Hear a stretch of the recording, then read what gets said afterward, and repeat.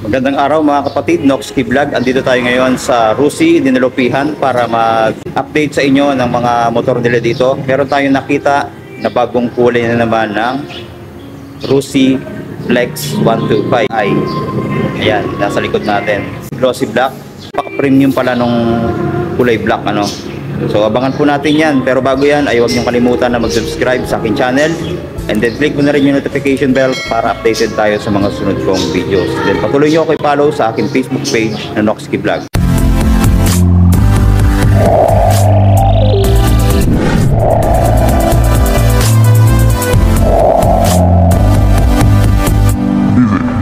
Noxky Vlog.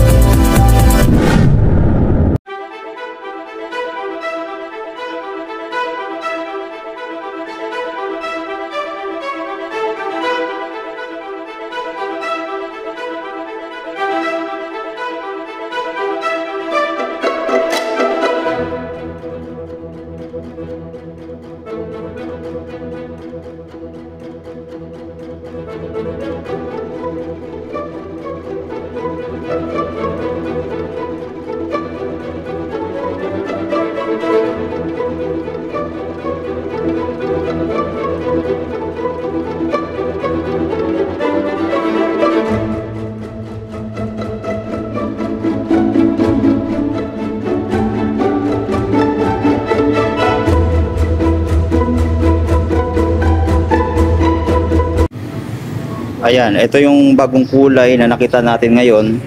Ayan, ganda nung pagka-glossy niya. Ayan, no, napaka-kintab. Then yung kanyang sticker dito na flex, hindi mo rin mahalata, ano. Parang shadow siya. Yung 125i ay kulay pink, and then black naman yung pinaka-font niya dito. Ayan, black. Tapos may white din na kulay yan. Pati dito sa may likod, you know? Ayan. Ito yung flex na sticker. Hindi siya emblem pero kulay silver na matingkad siya. 125i ay kulay yellow naman. Tapos white and then kulay pink dito. So napaka minimal lang nung sticker niya, no? Wala nang ibang sticker kang makikita dito. Kaya napaka premium ng datingan, no? Halos sumasabay talaga sa mga Japanese motorcycle itong Rusi. Sporty na rin ang forma nito. Yan, pag tingnan mo rito sa side na to, no? Yan, kagandahan din dito mga kapatid, digital panel na itong Rusi Flex 125i. Kaya latest na rin mga kapatid. Nandiyan na yung kanyang speedometer, odometer, then yung clock meron na rin yan, fuel gauge, then yung trip meter masiset na rin natin dito. May button naman siya dito, ayan, no? Pindutan niya, no? Sa ilaw din sa signal light, ito yon, no? Tapos meron din niyang engine check dahil FI na nga po ito, no?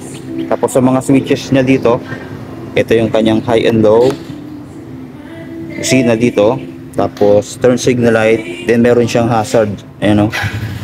Then sa kabila meron din itong kill switch. Tapos bukasan at patayan ng ilaw, meron pa rin siya. Then yung electric starter naman niya dito. Then sa throttle, yan. So pag piniga ko, yan, medyo hindi siya ganun ka lambot, no? Pero okay na mga kapatid, no? Tapos malalim din yung throttle nito, ayan, no? Yan. Tapos ito naman yung preno niya sa likod, no? Ayan.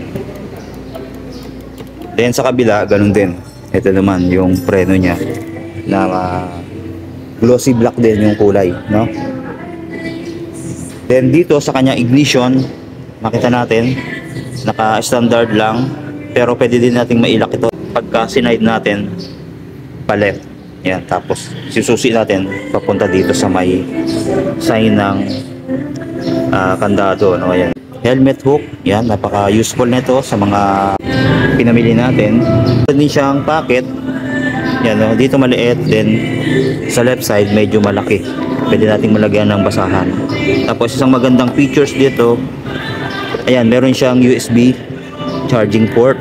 Yan, o, napaka useful nito sa ating mga cellphone, lalong lalo na sa mga gagrab rider, no? Sa kanyang gulay board, ayan, napakalapad din, no?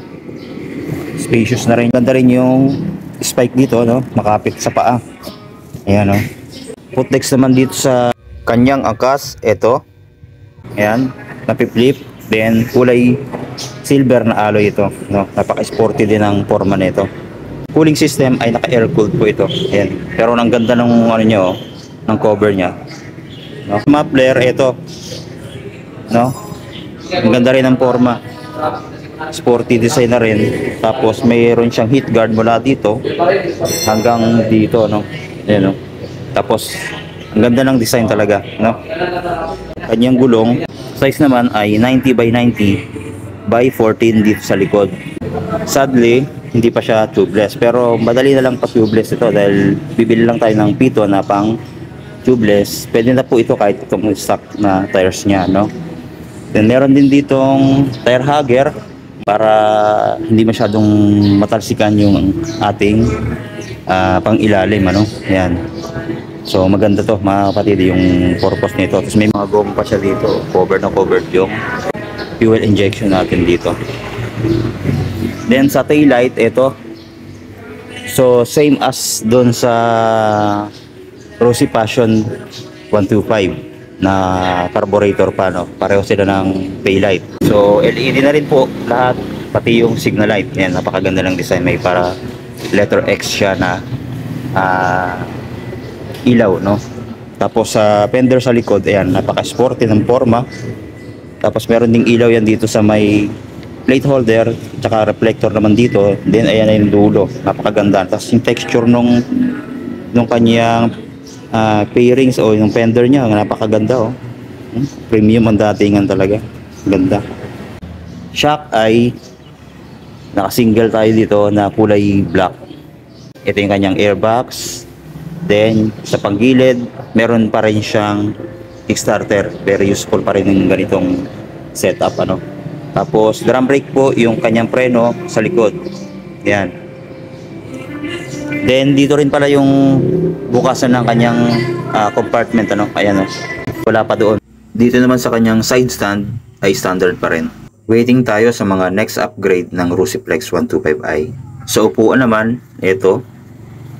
So malambot din yung kanyang foam.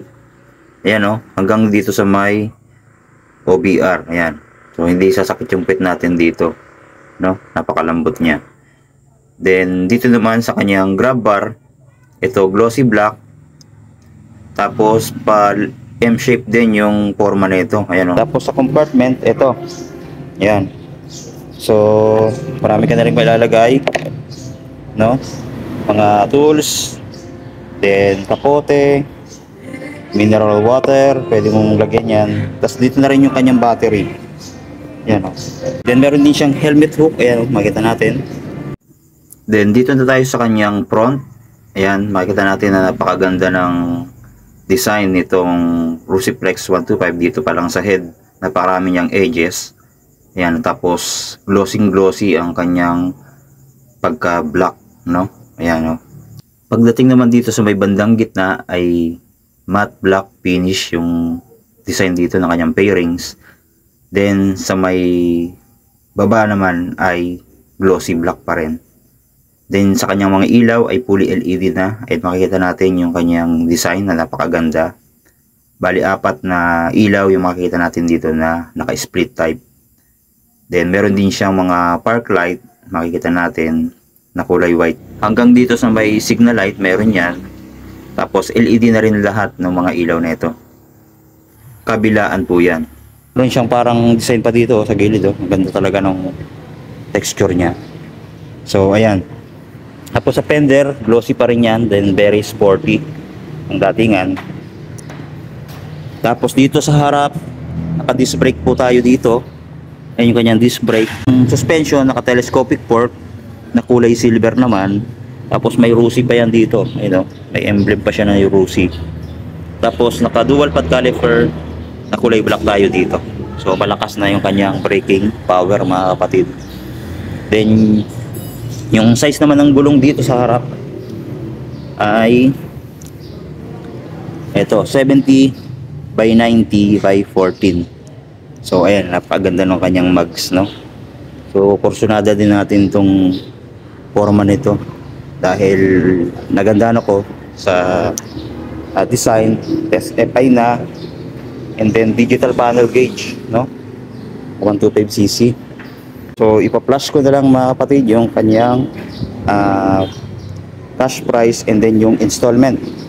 So ayan, meron na naman kayong pagpipilian ngayon ngayong bare months dito sa Rosie. Tapos ito, papakita ko sa inyo na marami pa silang mga unit dito na Flex 125. Yan, yung cyan color. Ito, ang dami nila. Yan o, hanggang doon. Puro Flex 125 po ito. Ang dami nilang unit ngayon dito. Mayroong yellow, mayroong puti, mayroong black, tsaka yung cyan color. Bali, 4 colors po ang magpipilian nyo dito, no? Tapos sa mga Pantra, ang dami din dito mga kapatid, yung Macho 125, 150 and 175, kagaya nga dito 175 ito, no? So punta na kayo dito mga kapatid para sa mga motor na gusto nyong ilabas ngayong bare months, no? So ganda sa Rosie, sabot-sabot lang mga kapatid, at napakababa ng down payment ngayon. Meron pa silang promo na no down payment. Yan lang po mga kapatid, maraming salamat. Then God bless po sa ating lahat.